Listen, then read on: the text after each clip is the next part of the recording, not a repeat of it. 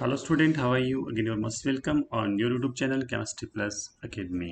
Last के session में हमने डिस्कस किया था lecture number 2 of the basic concept of the chemistry. वहाँ हमने डिस्कस किया था what are the physical property and chemical property of the matter and different type के ऐसा यूनिट को हम डिस्कस किया था कि हमने देखा था कि 7 टाइप की बेसिक फिजिकल क्वांटिटी होती है, तो वहाँ हमने 7 टाइप के ऐसा यूनिट को डिस्कस किया था।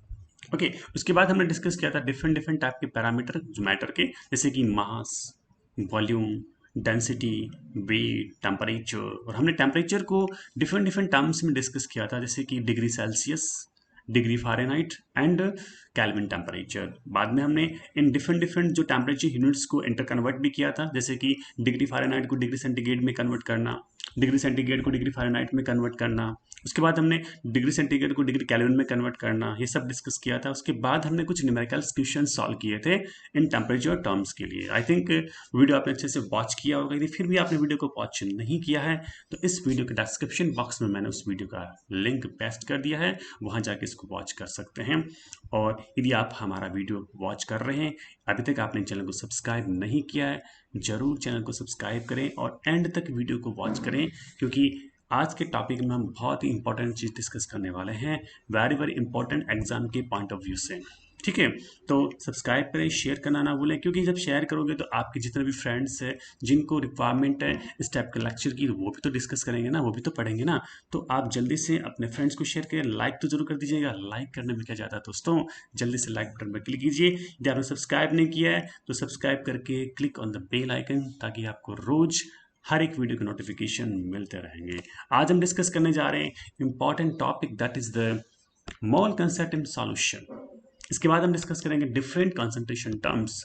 कंसंट्रेशन टर्म्स का मीन्स क्या होता है कि यहाँ पर हम बात करेंगे सॉल्यूशन के अंदर जो हम कंपोनेंट यूज करते हैं उनका क्या क्या अमाउंट्स होता है। यहाँ हम जैसे कि mass fraction, volume fraction, mass volume fraction, molarity, normality, mole fractions, PPM, formality, इन सबको डिस्कस करने वाले हैं।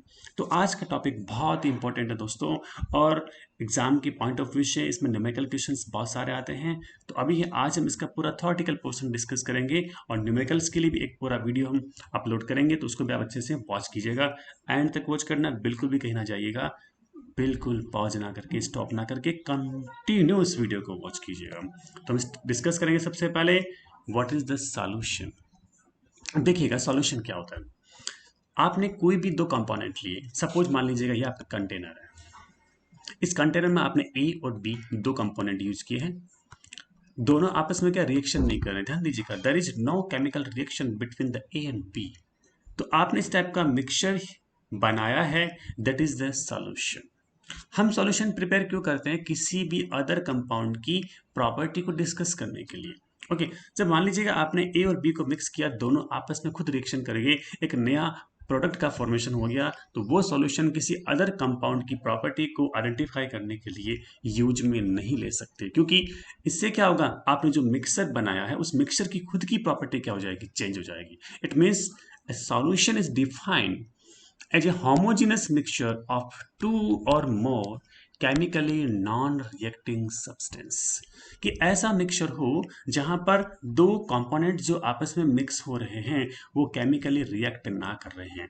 अब एक टर्म देखिएगा, होमोजेनस। इसका मीन्स क्या होता है पता है आपको?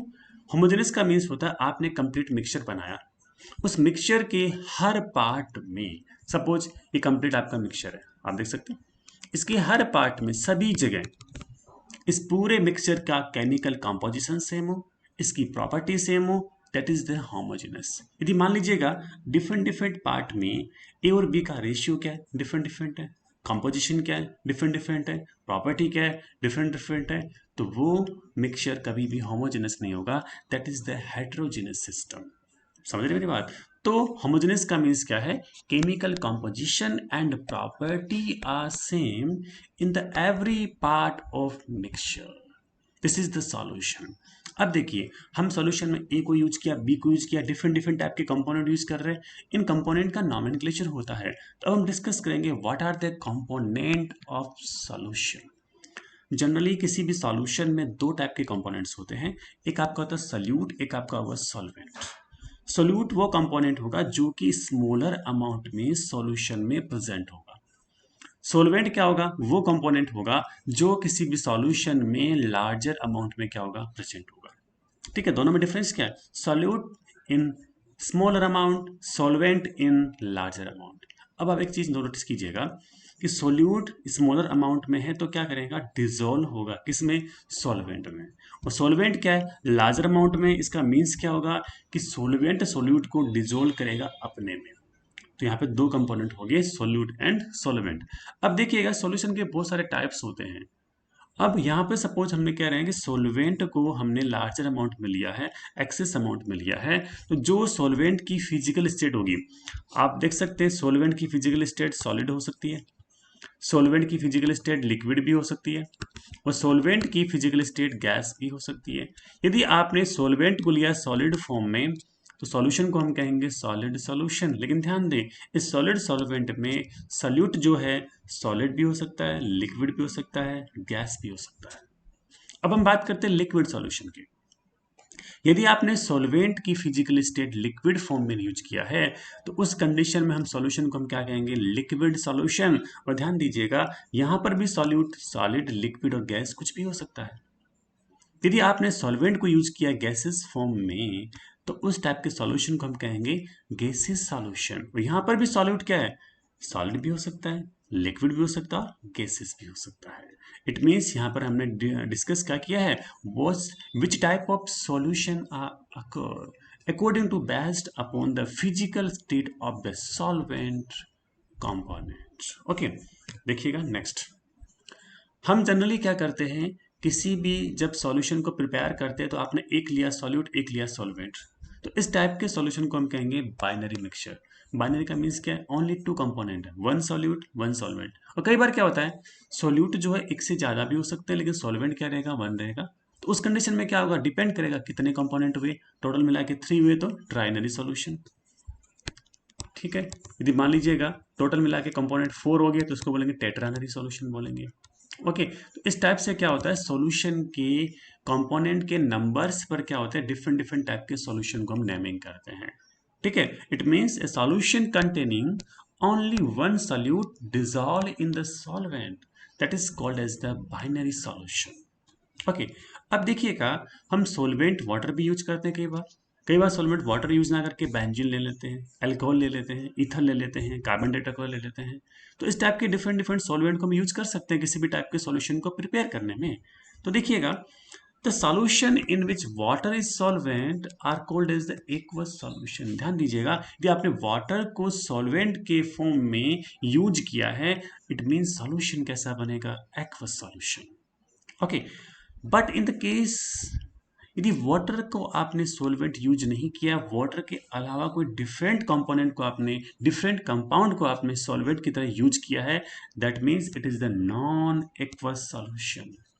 अब देखिएगा कौन कौन से सॉल्वेंट हो सकते हैं नॉन एक्वस सॉल्यूशन में, जैसे कि आप देखिएगा बेंजीन, ईथर, कार्बन टेट्राक्लोराइड, और भी हो सकता है अल्कोहल भी हो सकता है, बहुत सारे कंपोनेंट यहाँ पे हो सकते हैं, क्लोरोफॉर्म हो सकते हैं। ये सारे के सारे क्या, नॉन एक्वस सॉल्वेंट। मतलब यदि वाटर सॉल्वेंट नहीं है, वाटर के अलावा जो भी आप सॉल्वेंट के फॉर्म में यूज कर रहे हैं, that is the non aqueous solvent. और इस टाइप के सॉल्यूशन को हम क्या कहेंगे, non aqueous solution. I think clear है। This is about introduction for the solution, component of solution, different type of solution, जहां हमने डिस्कस किया है सॉल्यूशन को। ओके, अब हम बात करते हैं concentration terms of the solution. अब देखिए कंसंट्रेशन का मीन्स क्या होता है, amount of solute in the solution. Solution के अंदर आपको पता है सॉल्यूट कम अमाउंट में होता है, सॉल्वेंट क्या होता है, लार्ज अमाउंट में होता है। तो जनरली हम कंसंट्रेशन की बात करते हैं वो होती है सॉल्यूट की होती है, और सॉल्यूट की कंसंट्रेशन को ही हम सॉल्यूशन की कंसंट्रेशन कह देते हैं। ठीक है ना, तो यहाँ हम डिफरेंट डिफरेंट टाइप की कंसंट्रेशन टर्म को यूज करेंगे, तो उसके बाद इस आगे इसमें चलते रहेंगे। अब देखिएगा सबसे पहला आपका है मास परसेंटेज और वेट परसेंटेज, इसको हम कहेंगे W/W परसेंटेज। W/W का मतलब क्या, ऊपर भी W नीचे भी W। W का मीन्स वेट या फिर मास, ऊपर वाले पार्ट में भी मास है, नीचे वाले पार्ट में भी क्या है, मास है। अब देखिए एक चीज यहाँ पर कि यहाँ पर जब भी हम परसेंटेज को कैलकुलेट करते हैं, आपको पता है 100 में से कैलकुलेट किया जाता है। सपोज आपकी केमिस्ट्री में मार्क्स आए हैं 98 आउट ऑफ 100, तो आप क्या करेंगे, मैंने कहा आपको परसेंटेज कितने आए बताइए, तो क्या करोगे आप 98/100 इंटू 100, तो आप क्या करेंगे 98% आए। इसका मतलब जब भी हम परसेंटेज को कैलकुलेट करते हैं तो हम क्या करेंगे 100 के हिसाब से कैलकुलेट करते हैं, तो उसका जो मैक्सिमम मार्क्स और मिनिमम आपके जो कितने ऑब्टेन मार्क्स हुए उनका रेशियो निकाल के आप 100 से मल्टीप्लाई करते हैं। यहाँ हम बात करते हैं मास परसेंटेज किसका, सल्यूट का। तो सल्यूट का मास परसेंटेज क्या होगा कि कंप्लीट सॉल्यूशन के मास में उस सॉल्यूट का मास कितना है उसका हम परसेंटेज कैलकुलेट कर रहे हैं।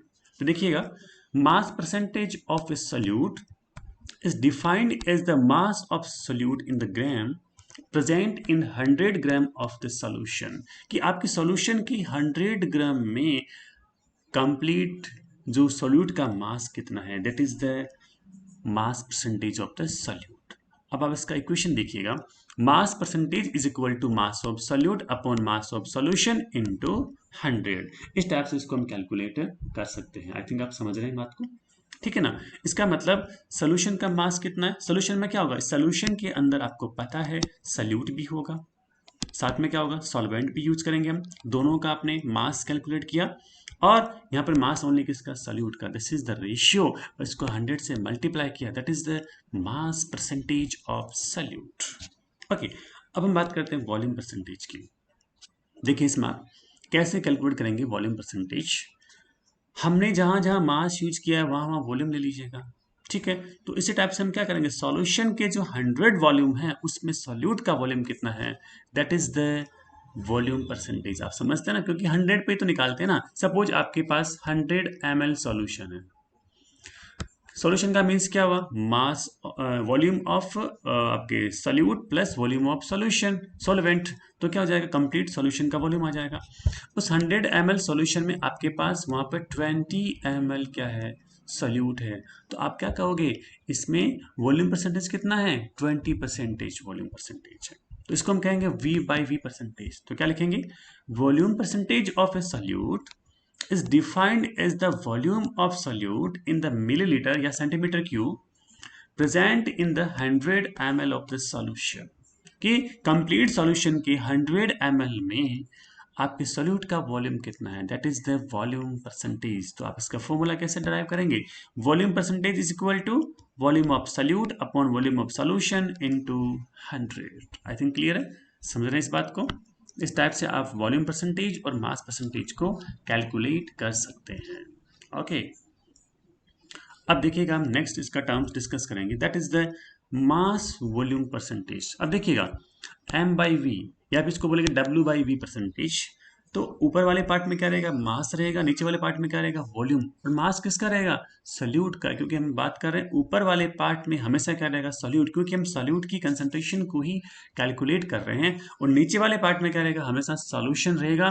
ध्यान दीजिएगा यहाँ पर हमेशा सॉल्यूशन रह रहा है, और कभी कभी कुछ केस में सॉल्वेंट भी हम यूज कर सकते हैं। ओके, अब देखिए इसमें आप mass volume percentage of a solute is defined as the mass of solute in the gram present in the 100 ml of solution। आपको पता है मास को ग्राम में यूज करेंगे, और सॉल्यूशन को जो हम बात करते हैं इसका हम वॉल्यूम यूज कर रहे हैं, तो क्या करेंगे 100 ml यूज करेंगे, कि 100 ml आपके कंप्लीट सॉल्यूशन है उसमें सोल्यूट का आपने कितना ग्राम यूज किया है, that is the mass volume percentage. Suppose आपके पास टोटल 100 ml सॉल्यूशन है, ओके, इसमें आपके पास 10 ग्राम ऑफ सॉल्यूट, क्या लिया 10 ग्राम ऑफ सॉल्यूट। ध्यान दीजिएगा हमने यूज किया है 10 ग्राम ऑफ सॉल्यूट, इसका मतलब इसका मास वॉल्यूम परसेंटेज कितना होगा 10, ठीक है। तो mass volume percentage is equal to mass of solute in the gram upon volume of solution into 100, this is the mass volume percentage. I think clear है, इस टाइप से इसको आप आइडेंटिफाई कर सकते हैं। ओके, नेक्स्ट हम पढ़ेंगे, हम डिस्कस करेंगे strength of solution. Strength solution क्या होता है, देखो सिंपल सा है कि आपने 1 लीटर सॉल्यूशन में कितना ग्राम सॉल्यूट लिया, that is the strength of solution. Okay, आप देखिएगा सपोज आपके पास 1 लीटर सॉल्यूशन है, 1 लीटर का मीन्स क्या हुआ 1000 ml हुआ, उसके अंदर आपने सपोज 40 ग्राम सॉल्यूट यूज किया है, तो 40 ग्राम पर litre is the strength of solution. ध्यान दीजिएगा स्ट्रेंथ को हम पर लीटर सॉल्यूशन के साथ कैलकुलेट करते हैं। यहाँ पर हम 100 के साथ कैलकुलेट नहीं करते हैं, वहां परसेंटेज था, वो क्या था, 100 के साथ था। Okay, that is the it is defined as the amount of solute in the gram present in per litre of solution. तो इसका इक्वेशन क्या होगा, strength of solution is equal to mass of solute in the gram upon volume of solution in the litre, कि per litre solution में आपने कितना ग्राम solute को use किया है, that is the strength of solution. Suppose हमने क्या किया है, हमने क्या किया, 50 ग्राम 50 ग्राम NaOH को यूज किया है और हमने क्या बनाया, 1 लीटर सॉल्यूशन को बनाया। क्या बनाया, 1 लीटर सॉल्यूशन। अब कहा कि इसकी स्ट्रेंथ कितनी है, स्ट्रेंथ क्या होगी, 50 ग्राम पर litre, this is the strength of the solution. I think clear ना, समझ रहे मेरी बात को, दिस इज द स्ट्रेंथ। तो ये हो जाएगा स्ट्रेंथ ऑफ सॉल्यूशन। अब हम बात करते हैं नेक्स्ट कंसंट्रेशन टर्म की, that is the mass friction. देखिए मास फ्रिक्शन का मीन्स क्या होता है कि हम क्या करेंगे, किसी भी पर्टिकुलर कंपोनेंट का हम मास फ्रैक्शन को कैलकुलेट करेंगे। तो हम क्या करेंगे, किसी भी कंपोनेंट का मास में हम टोटल जो कंपोनेंट है उन सब का मास को कैलकुलेट करके इसको डिवाइड कर देंगे, that is the mass fraction. कैसे देखिएगा, it is defined as the mass of component per unit mass of the solution, की मींस कंप्लीट सॉल्यूशन के मास ना, उस कंप्लीट सॉल्यूशन के मास में से किसी पर्टिकुलर कंपोनेंट का मास कितना है, इसको हम थोड़ा सा डराइव कर रहे देखिएगा।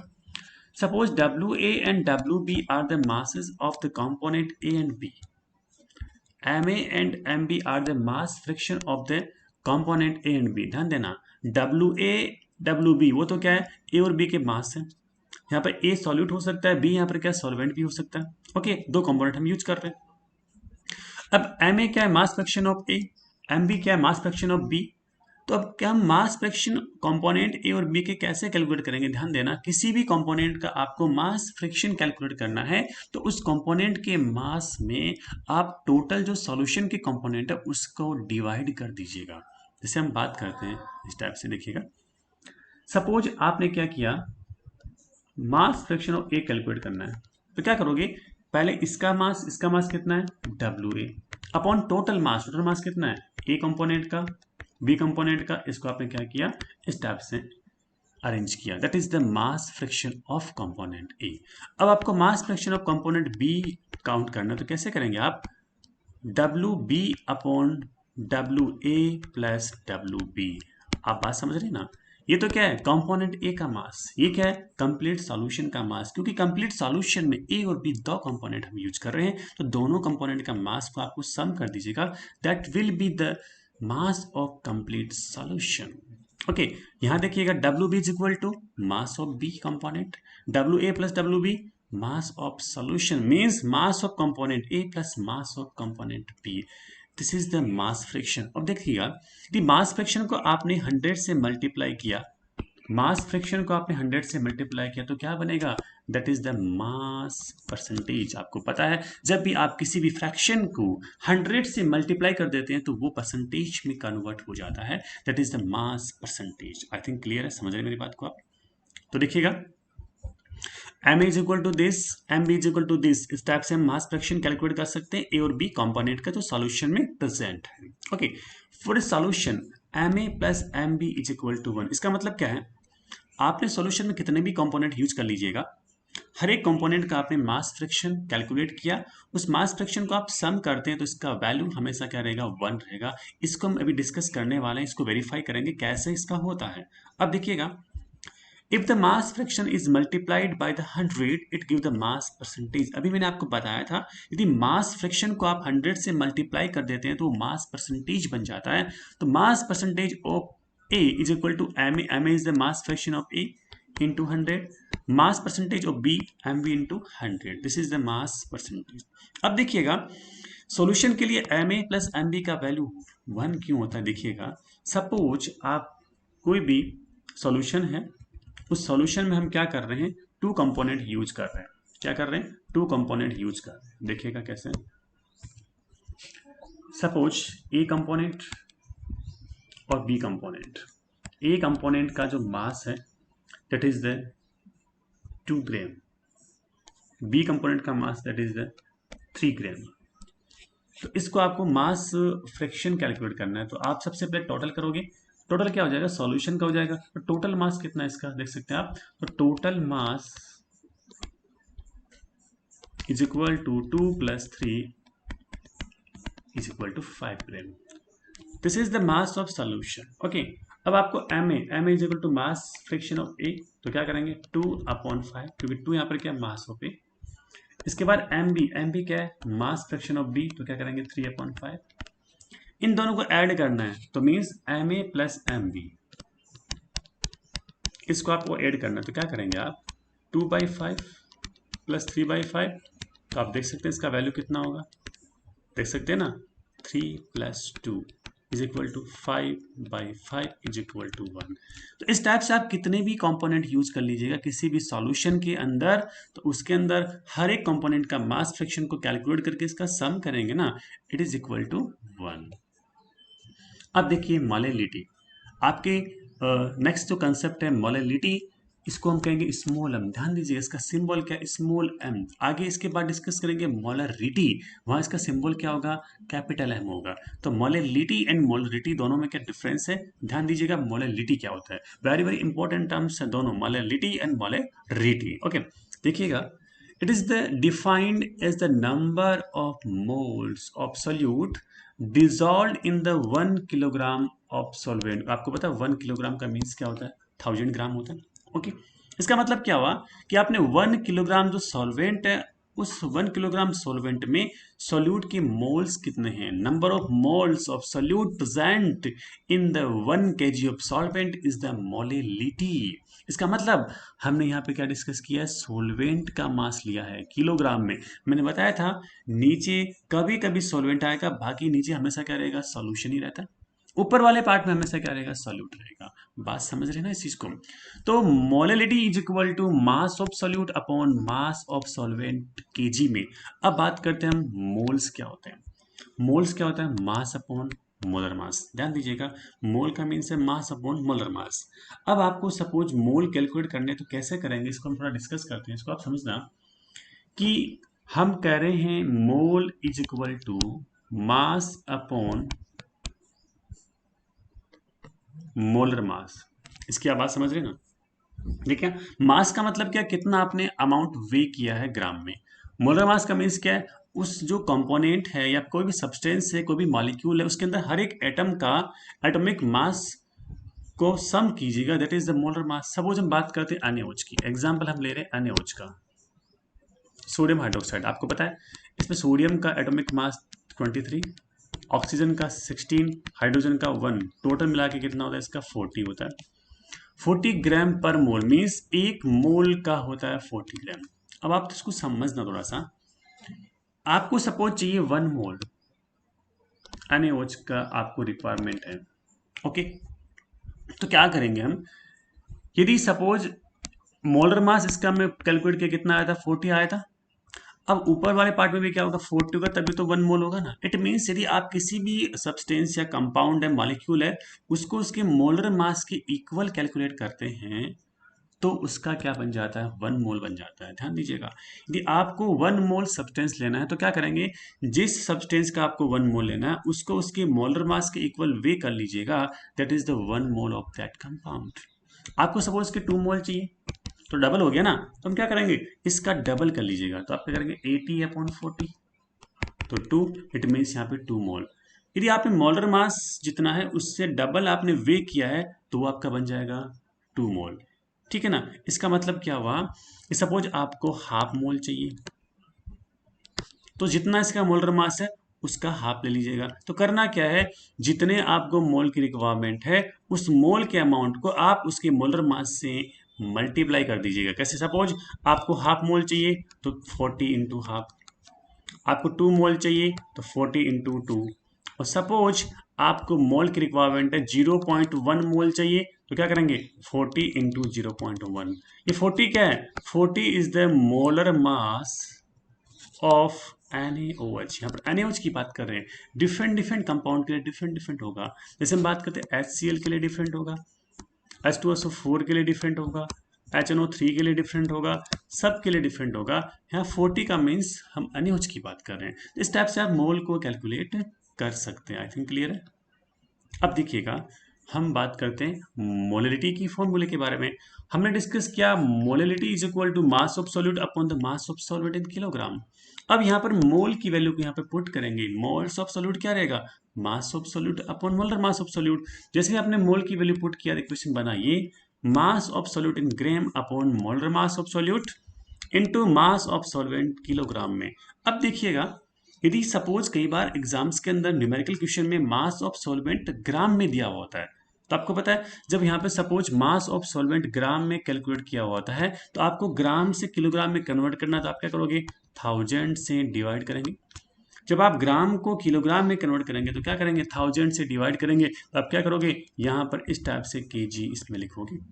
It means K G is equal to gram upon 1000। अब देखिएगा इसको ग्राम में कैसे लिखेंगे, molarity is equal to mass of solute in the gram into 1000 upon molar mass of solute into mass of solvent in the gram. क्योंकि देखिएगा आपने इसके नीचे वाले पार्ट में 1000 को लिखा था, तो ये अब क्या चला जाएगा ऊपर वाले पार्ट में, तो ये क्या बन जाएगा, यहाँ 1000 आ जाएगा। इट मीन्स इस टाइप से जब ग्राम में आपको वैल्यू दिया होता है सॉल्वेंट के मास का, तो आप ये वाला फॉर्मूला यूज करेंगे, या फिर आप सबसे पहले ग्राम को किलोग्राम में कन्वर्ट कर दीजिएगा, फिर आप ये वाला फॉर्मूला यूज कर सकते हैं। This is the molarity. अब बात करते हैं what is the unit of molarity. देखिएगा अपर वाले पार्ट में आप देख सकते हैं यहाँ पर क्या दिया हुआ है, मोल दिया हुआ है। लोअर पार्ट में क्या दिया हुआ है, मास दिया हुआ है। तो मोल का तो मोल रहेगा, मास का किलोग्राम में, तो मोल पर KG, this is the unit of the molarity. I think समझ रहे ना। अब देखिए इसमें कि मोलरिटी के अंदर कहीं भी आपको वॉल्यूम नजर आ रहा है, कहीं भी वॉल्यूम नहीं है। ऊपर मोल, नीचे आपके मास ऑफ सॉल्वेंट है। और आपको पता है जब आप टेम्परेचर को इंक्रीज करते हैं, टेम्परेचर को डिक्रीज करते हैं, तो आपको पता होगा volume of solution increase decrease होगा। मीन्स चेंज करेंगे टेम्परेचर में तो वॉल्यूम भी क्या होगा, चेंज होगा। तो हम कह सकते हैं कि जहां पर वॉल्यूम को हम यूज कर रहे हैं वो वाली क्वांटिटी भी चेंज होगी ना, लेकिन इस केस में कहीं भी वॉल्यूम नहीं आ रहा है मोलरिटी के अंदर। इट मीन्स ये जो मोलरिटी टर्म्स है वो टेम्परेचर इंडिपेंडेंट है, it is not dependent on the temperature. I think समझ में आ रहा है ना। टेम्परेचर को आपने इंक्रीज किया, डिक्रीज किया, किसी भी सॉल्यूशन की मोलरिटी पर कोई इफेक्ट नहीं पड़ेगा, ये आप समझ सकते हैं। This is about the molarity. Now we will discuss about the molarity. देखिए यहाँ मोलरिटी है, वहां मोलरिटी था कैपिटल एम, वो क्या स्मॉल एम था। अब देखिए यहाँ पर क्या आपको चेंज करना है, देखिएगा it is defined as the number of moles of solute present in the per liter of the solution। कि किसी भी सॉल्यूशन के 1 लीटर में 1 लीटर में अमाउंट ऑफ सोल्यूट का मोल कितना है, सोल्यूट के मोल कितने हैं, that is the molarity capital M. It means molarity is equal to moles of solute upon volume of solution. ध्यान दीजिएगा पहले मोलरिटी को डिस्कस किया था, मोलरिटी में क्या था, यहाँ पर था मास ऑफ सॉल्वेंट किलोग्राम में। अब हम नीचे वाले पार्ट में चेंज कर रहे हैं, जहां मास ऑफ सॉल्वेंट था वहां हम यूज क्या कर रहे हैं, वॉल्यूम ऑफ सॉल्यूशन यूज कर रहे हैं, वो भी किसके अंदर, लीटर में यूज कर रहे हैं। ध्यान दीजिएगा वेरी इंपॉर्टेंट टर्म है ये। मोलरिटी और मोलरिटी में दोनों में क्या डिफरेंस है, मोलरिटी होती है 1 किलोग्राम सॉल्वेंट के हिसाब से, जबकि मोलरिटी जो होती है 1 लीटर सॉल्यूशन के वॉल्यूम के हिसाब से होती है। तो यहां पर क्या आएगा formula, molarity is equal to mole of solute upon volume of solution. I think clear है। अब इसमें देखिएगा मोल इज इक्वल टू क्या होता है, मास अपॉन मोलर मास। तो क्या करेंगे, मोल की वैल्यू को यहां पर पुट करेंगे, तो फॉर्मूला क्या रहेगा, molarity is equal to mass of solute in the gram upon molar mass of solute into volume of the solution in the litre. आप समझ रहे हैं मेरी बात को। अब देखिए यहां पर हम लीटर को यूज किया, सपोज ये वैल्यू ml में हो, मिलीलीटर में हो, तो क्या करेंगे, आप इसको 1000 से डिवाइड करके लीटर में कन्वर्ट कर देंगे। तो फॉर्मूला कौन सा यूज करेंगे हम, ये वाला। क्योंकि जैसे आप यहाँ 1000 यूज करोगे नीचे वाले पार्ट में, तो आप क्या करोगे, ऊपर को लेके जाओगे इसको, तो यहाँ से 1000 क्या हो जाएगा, रिमूव हो जाएगा। तो molarity in the terms of the ml solution, तो क्या होगा, मास of solute upon molar mass of solute into volume of solution. यहाँ पे इनटू क्या करेंगे, इसमें 1000 कर देंगे। That is about the molarity. अब इसका यूनिट देखिएगा, ऊपर वाले पार्ट में मोल है, नीचे वाले पार्ट में क्या है, वॉल्यूम है। तो वॉल्यूम का जो यूनिट क्या है, लीटर है, मोल का मोल होता है, तो इसका यूनिट क्या रहेगा, मोल पर लीटर। बात समझ रहे हैं मेरी आप? इसका यूनिट क्या आया है? मोल पर लीटर आया है। तो इस टाइप से हम इसको डिफाइन कर सकते हैं इसकी यूनिट्स को। अब देखिए आप यहाँ पर हमने यूज किया कि इसका वॉल्यूम यूज किया। तो आप देखना जब वॉल्यूम यूज किया है हमने यहाँ पर इसका, तो आपको पता है volume is dependent on the temperature. It mean temperature में इंक्रीज किया डिक्रीज किया तो आपको पता है यहाँ पर मोलरिटी भी क्या होगा? चेंज होगा, क्योंकि वॉल्यूम चेंज हो रहा है टेम्परेचर से। जब वॉल्यूम चेंज होगा तो क्या होगा? मोलरिटी भी चेंज होगा, क्योंकि हम मोल्स ऑफ सॉल्यूट एक बार आपने फिक्स कर लिए। सपोज आपने 5 मोल लिए, 2 मोल लिए, 3 मोल लिए, 10 मोल लिए, 50 मोल लिए, 40 मोल लिए, जो आपकी मर्जी इतना मोल आप ले सकते हैं। लेकिन वॉल्यूम ऑफ सॉल्यूशन क्या होगा? टेम्परेचर पर डिपेंड है। टेम्परेचर में चेंज किया, वॉल्यूम चेंज हुआ, इट मीन्स मोलरिटी भी क्या होगा? चेंज होगा। आई थिंक आप समझ रहे हैं ना? It means molarity is the temperature dependent quantity, but in the case of molarity it is not temperature dependent quantity. Exams में कई बार क्वेश्चन पूछते हैं मोलरिटी में कौन सी टेम्परेचर डिपेंडेंट है, क्यों? तो जहां पर वॉल्यूम आएगा वो टेम्परेचर डिपेंडेंट होगा, जहां वॉल्यूम नहीं आएगा वो टेम्परेचर इंडिपेंडेंट होगा। आई थिंक क्लियर है? समझ रहे मेरी बात को? अब देखिए इसमें आप नेक्स्ट आपका टर्म है दैट इज द नॉर्मेलिटी। हम बात करते हैं नॉर्मेलिटी का, तो यहाँ इसका सिंबल जो होगा that is the capital N. हमने मोलरिटी को डिस्कस किया था मतलब स्मॉल एम को, मोलरिटी को डिस्कस किया था मतलब कैपिटल एम को। यहाँ हम बात करेंगे नॉर्मेलिटी। देखिए जब आपने मोलरिटी से आप मोलरिटी में गए थे तो आपने नीचे वाली टर्म को चेंज किया था। अब हम मोलरिटी से नॉर्मेलिटी पे आ रहे हैं तो हम ऊपर वाली टर्म को क्या करेंगे? चेंज करेंगे। ध्यान दीजिएगा, वेरी वेरी इंपॉर्टेंट टर्म है। तो यहाँ पर देखिएगा जहां मोल ऑफ सॉल्यूट था अब हम क्या करेंगे? Gram equivalent of solute use करेंगे। It is defined as the number of gram equivalent of the solute present in per litre of the solution. कि मतलब कोई भी सॉल्यूशन है उसके 1 लीटर में कितना ग्राम इक्विवेलेंट सॉल्यूट है, दैट इज द नॉर्मेलिटी। अब एक नया टर्म्स यूज किया हमने, ग्राम इक्विवेलेंट। समझिएगा ग्राम इक्विवेलेंट होता है क्या, इसको हम डिस्कस करेंगे। देखिएगा ग्राम इक्विवेलेंट का मीन्स क्या है? Gram equivalent of solute is equal to mass of solute upon the equivalent mass of solute. और मास ऑफ सॉल्यूट किस में लिखेंगे? हम ग्राम में लिखेंगे। समझिएगा इस चीज को। पहले हम डिस्कस कर रहे थे मोल के बारे में, तो मोल क्या था? मास अपॉन मोलर मास। लेकिन जब ग्राम इक्विवेलेंट की बात करते हैं वो क्या होता है? Mass upon equivalent mass. अब देखिए जहां मोलर मास हमने यूज किया था वह हम यूज क्या कर रहे हैं? इक्विवेलेंट मास यूज कर रहे हैं। अब इक्विवेलेंट मास होता क्या, इसको हम डिस्कस करेंगे। पहले इस नॉर्मेलिटी को डिस्कस करते हैं, जैसे नॉर्मेलिटी कंप्लीट होगा हम इक्विवेलेंट मास को डिस्कस करेंगे। ध्यान दीजिएगा, वीडियो को बिल्कुल स्टॉप ना कीजिएगा, पूरा कंप्लीट देखिएगा। थोड़ी देर में ये वीडियो फिनिश होने वाला है, खत्म होने वाला है अपना चैप्टर का जो टॉपिक है अपना नॉर्मेलिटी। आगे हम पढ़ेंगे पीपीएम के बारे में, उसके बाद हम पढ़ेंगे फॉर्मेलिटी के बारे में, फिर हम पढ़ेंगे मोल फ्रैक्शन के बारे में। बहुत ही इंपॉर्टेंट टॉपिक आने वाला है भी इस वीडियो के अंदर। इस वीडियो को वॉच करते रहिएगा कंटिन्यू टिल एंड तक, बहुत ही मजा आएगा आपको। समझिए थोड़ा सा इसको आप। अब देखिएगा इसमें आप कि यहां पर हम बात करते हैं gram equivalent of solute is equal to mass of solute in the gram upon equivalent mass. अब क्या करेंगे? ये वाला जो फॉर्मूला यहाँ पे पुट करेंगे तो क्या आएगा? देखिए normality is equal to mass of solute upon equivalent mass of solute into volume of solution litre में। तो आपको पता है यहाँ पर वॉल्यूम लीटर में दिया हुआ है। सपोज आपको ये ml में दे दिया तो ml में देने पर क्या होगा? आप इसको लीटर में कन्वर्ट करेंगे। और आपको पता है जब भी ml को लीटर में कन्वर्ट करते हैं और आपको पता है तो ml की वैल्यू को 1000 से डिवाइड करना पड़ता है तो वो लीटर में कन्वर्ट हो जाता है। तो यहाँ पर इक्वेशन बनेगी ये मास of solute in gram upon equivalent mass of solute into volume of solution ml में।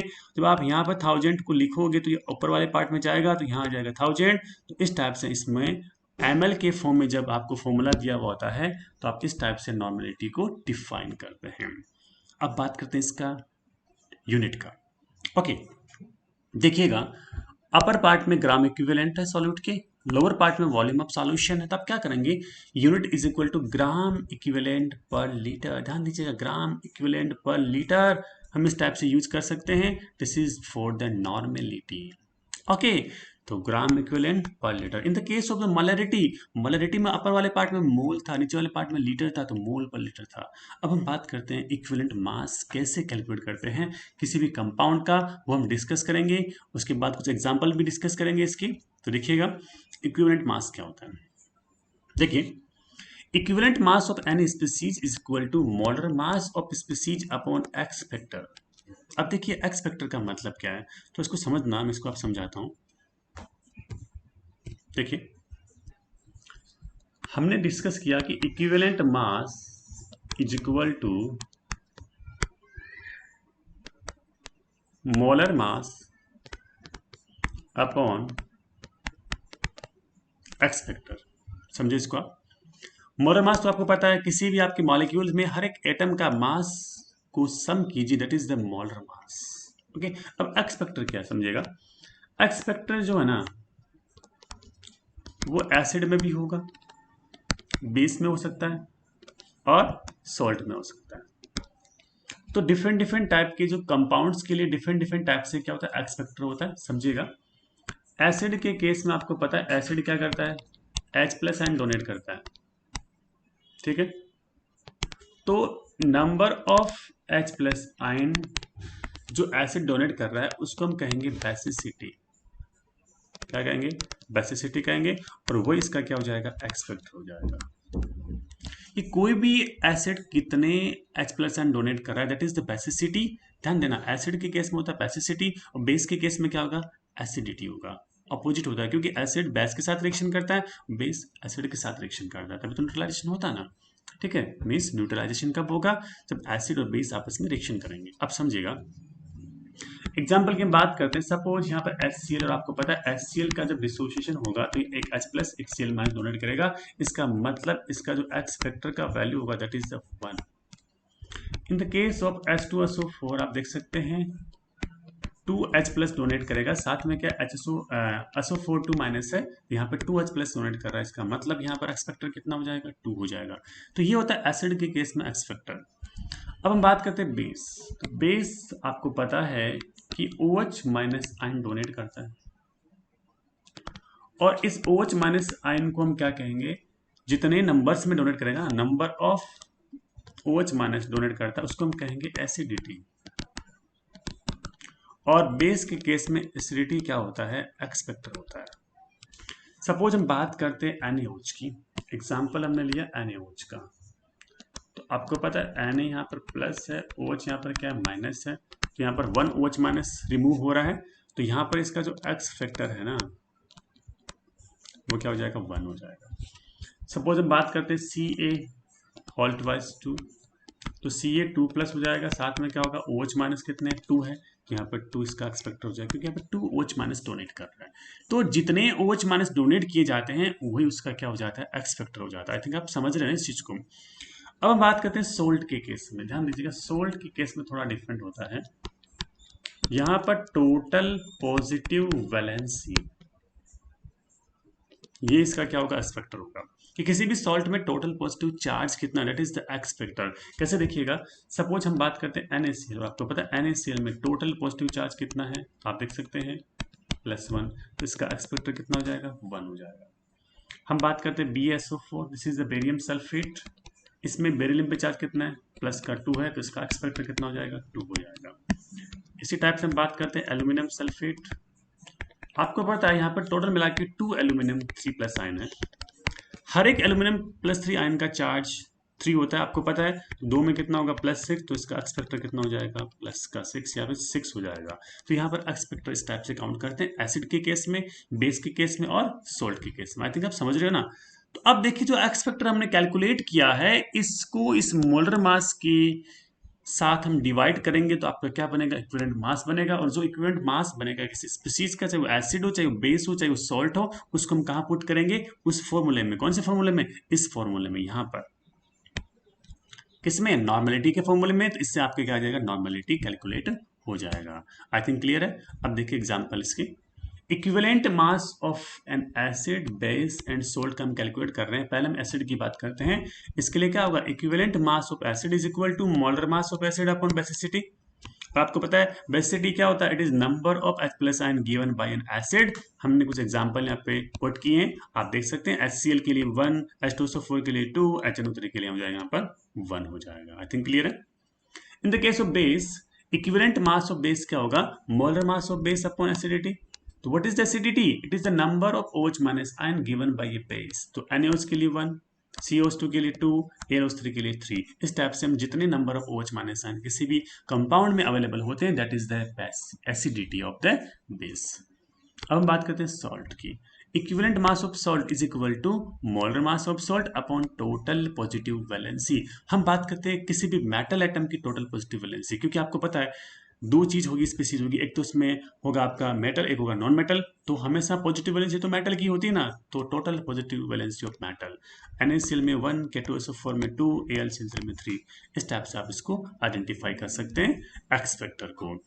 एक्स फैक्टर को जैसे आप डिवाइड करेंगे मोलर मास में, तो इसका क्या मिलेगा आपको, इक्विवेलेंट मास मिलेगा। उस इक्विवेलेंट मास की जो वैल्यू को आप पुट करोगे नॉर्मेलिटी के फॉर्मूले में, that is the normality. Clear है?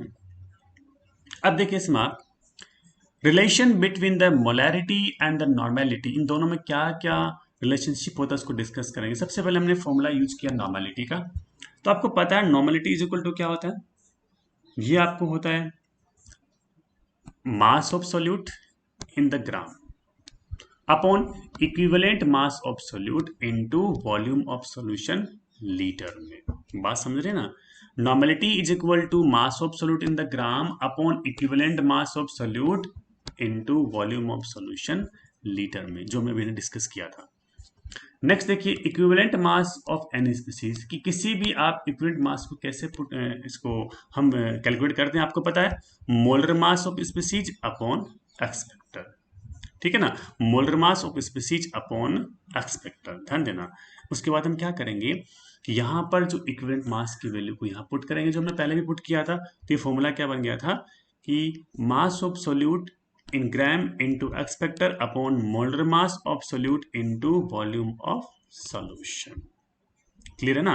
अब देखिए इसमें आप ये मास ऑफ सोल्यूट है, मोलर मास ऑफ सोल्यूट नीचे आ गया, वॉल्यूम ऑफ सॉल्यूशन वैल्यू किसका है, मोलरिटी। किसका वैल्यू है, this value is for the molarity. बात समझ रहे ना, this is for the molarity. अब आप देखिएगा ये फॉर्मूला मोलरिटी का है, तो आप क्या करेंगे, normality is equal to molarity into X factor. तो आपके पास यदि मोलरिटी का वैल्यू है तो आप एक्स फैक्टर से मल्टीप्लाई करके नॉर्मलिटी पुट कर सकते हैं। और इससे यदि आपको मोलरिटी को कैलकुलेट करना है तो क्या होगा, molarity is equal to normality upon X factor. इस टाइप से इसको हम निकाल सकते हैं। आई थिंक क्लियर है ना? तो ये हो गया relation between the molarity and the normality.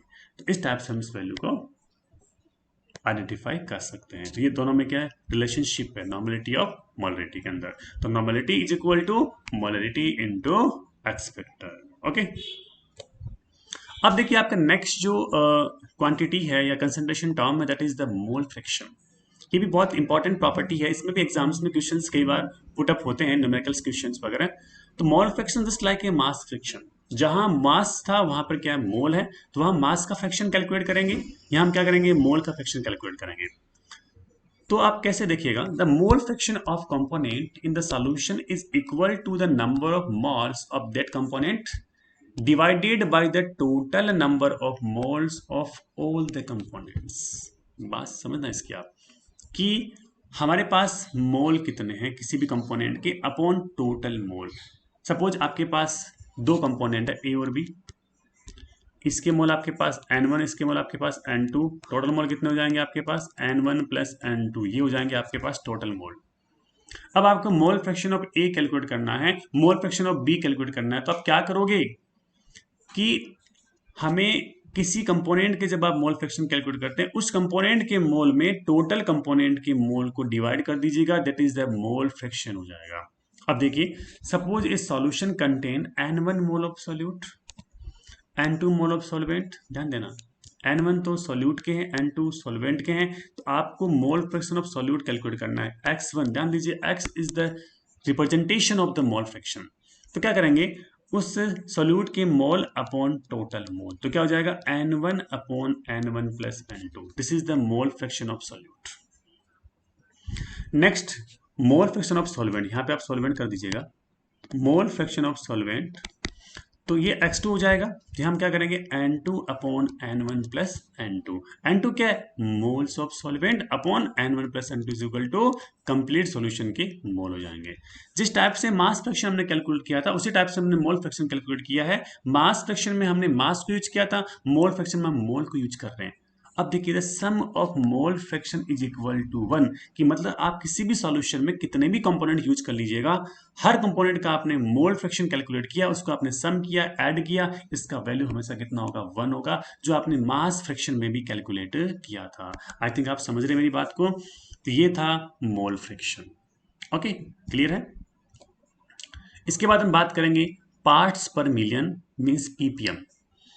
देखो पार्ट्स पर मिलियन मीन्स एक मिलियन पार्ट में कितना सोल्यूट का मास है, दैट इज द पार्ट्स पर मिलियन।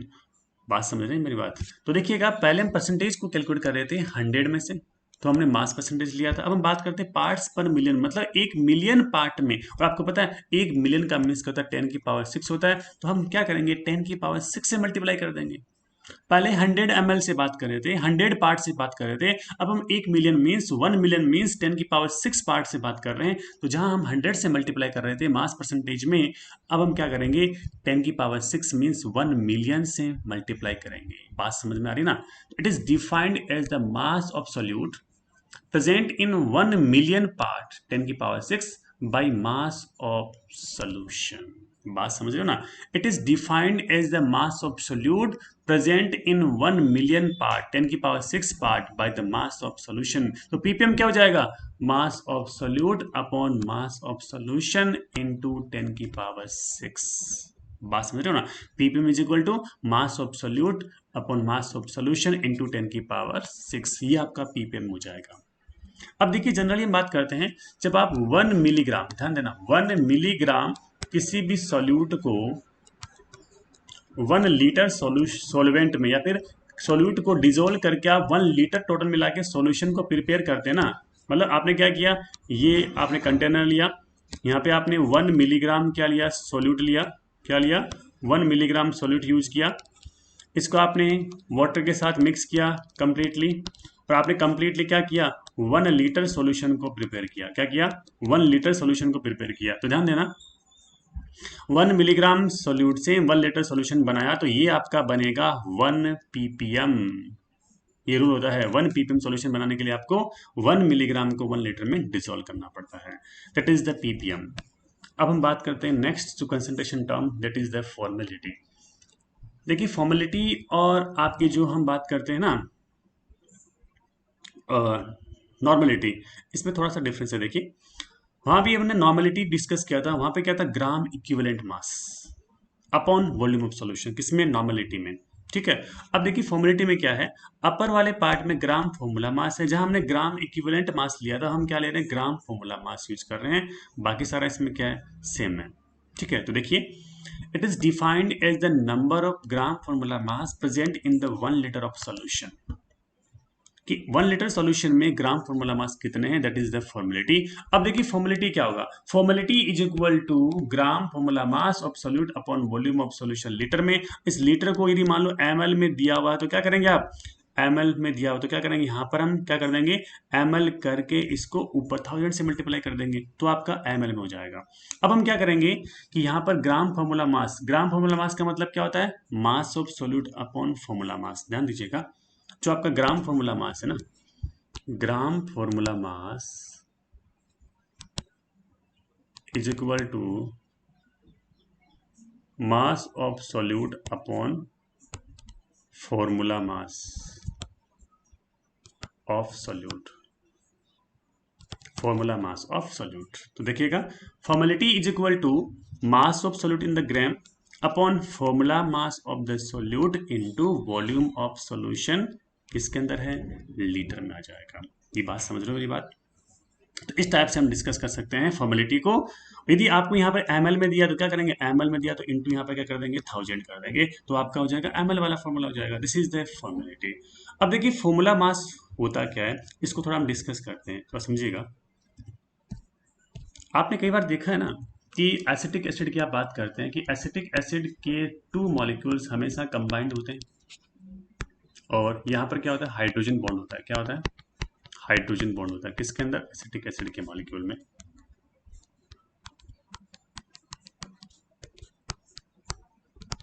तो इस टाइप से 2 मॉलिक्यूल हाइड्रोजन बॉन्ड से क्या होते हैं कनेक्ट होते हैं, किसके एसिटिक एसिड के मॉलिक्यूल के। ओके अब आप इसमें देखिएगा यहाँ पे तो 1 मॉलिक्यूल था, तो 2 मॉलिक्यूल आपस में कनेक्ट हुए थे। मान लो 1 मॉलिक्यूल की बात करें तो इसका मॉलिक्यूलर वेट क्या, मोलर मास कितना होता है, 60 होता है। यहाँ पर क्या होता है, हमेशा एसिटिक एसिड के 2 मॉलिक्यूल ही कंबाइंड होते हैं, तो इसमें 2 मॉलिक्यूल का जो मास क्या रहेगा, 120 120 रहेगा। This is the formula mass, कि कंप्लीट फॉर्मूला कितना है उसका मास है। ये क्या है, molecular mass, this is the formula mass. Okay, आप कई बार सोचते हो, देखते हो ना कि CuSO4 ये कॉपर सल्फेट है, इसका आपने कॉपर का, सल्फर का, ऑक्सीजन का कैलकुलेट किया, this is the molecular mass. और कई बार आपने देखा होगा कॉपर सल्फेट साथ में क्या होता है, 5H2 आता है, तो इस 5H2 साथ में इंक्लूड हो गया, this is the formula mass. अब हम क्या करेंगे, इसमें 5H2 मॉलिक्यूल का और ऐड करेंगे, this is the formula mass हो जाएगा। तो ये मॉलिक्यूलर मास और फॉर्मूला मास में क्या होता है, डिफरेंस होता है। आई थिंक आप समझ रहे हैं मेरी बात को। तो ये होता है फॉर्मूला मास और ये क्या होता है, मॉलिक्यूलर मास। इस टाइप से हम डिस्कस कर सकते हैं। तो ये था आपकी फॉर्मेलिटी के बारे में, इसका सिंबल क्या हो जाए, कैपिटल F। तो इस टाइप से आज के टॉपिक में हमने डिस्कस किया mall concept of the solution, कि क्या क्या कंसंट्रेशन टर्म्स होती है किसी भी सॉल्यूशन के अंदर, सॉल्यूट के लिए, सॉल्वेंट के लिए। हमने डिफरेंट डिफरेंट कंसंट्रेशन टर्म को डिस्कस किया है, इनकी यूनिट को भी डिस्कस किया है, कौन सा टेम्परेचर डिपेंडेंट है, कौन सा टेम्परेचर डिपेंडेंट नहीं है, इसको भी डिस्कस किया है। यदि अभी तक आपने चैनल को सब्सक्राइब नहीं किया है, जरूर सब्सक्राइब करें और बेल आइकन पर जरूर क्लिक कीजिएगा, ताकि आपको रोज हर वीडियो के नोटिफिकेशन मिलते रहेंगे। तो देखते रहिए केमिस्ट्री प्लस अकेडमी और पढ़ते रहिए केमिस्ट्री को। Thank you so much.